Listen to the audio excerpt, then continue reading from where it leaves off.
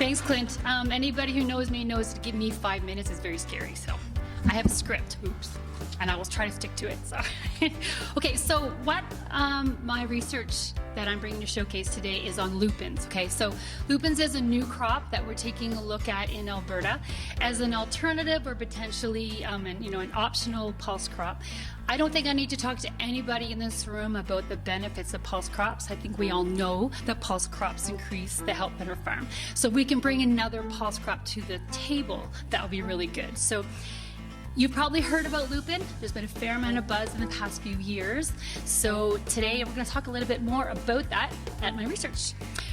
Some of the characteristics that have us very excited about lupin is it is high protein, which is why we're very excited. It is the highest protein pulse crop that we have available to us. So peas are usually around 25%, fava beans will come in after that up to about 32, and that's where lupin starts and goes up to 40% protein. So that's why all the hype.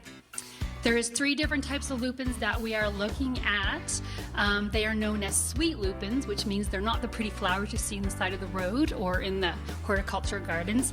The alkaloids have been taken out, which takes away the poisons, which is really good for us. So we're looking at narrow leaf blue lupins. That one is catching our eye specifically because it's very well suited to Alberta, the climatic environment around here, and especially central Alberta, because it likes the cool temperatures and a little bit more of the moisture.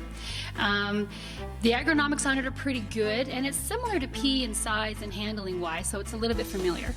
We're also looking at white lupins. They're a little bit harder to handle. We have a little bit concern with those because they're quite long season, and our season tends to be short. The agronomics are also very good, but we need to continue looking at them because that's where the industry is really interested in seeing. They use those a lot. So it's used for many different things. Feed-wise, it's excellent fish food, but we've been there, done that. That market is a little bit has a lot of issues, let's put it that way. But we are looking at it right now for animal feed. There's actually quite a large project looking at that for that reason. But we're all riding on this protein highway. I'm sure you've heard about it. Very exciting for pulse crops. And so we're looking at the food market. So we're looking at potentially whole seed, so dried or canned or made to do, used for cooking and stuff.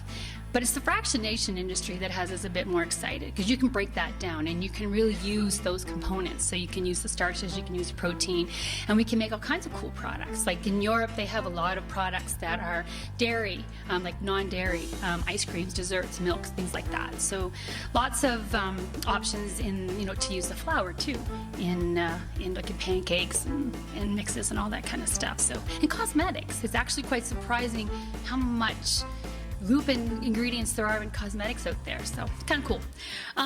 We really like them because you can see them pretty early. Like I said, they fit quite nicely into the agronomics that we have here in Alberta.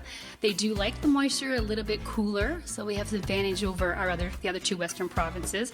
They stand really well, and if anybody talks about peas, they know that peas don't stand very well, so that's definitely a bonus, which makes them easier to harvest. And because we also don't have any major disease issues or insect issues. So we can't say that about a lot of crops. Now it's really early, those could potentially show up. Kofi's shaking his head yes, but at the moment we don't, so that's a plug, okay? So there are some concerns though, which is why we've been doing research on lupins for quite a while. We've been looking at lupins, I don't know, almost 20 years, like 2004. So we've learned a lot. We started with, the varieties. That's where you have to start. A variety that's at least suited to this province. And then you go from there. We hashed out some of the earlier agronomics, and now we're looking a little bit deeper. There are some issues that have kind of come up in the past couple years that we need to address a little bit more too. They don't like drought, so 2021 was interesting, and they also don't like a lot of the heat. So lots of research, preliminary that we've done. One of the major things that we're facing right now is we don't have a broadleaf herbicide package. So that's what my poster is about.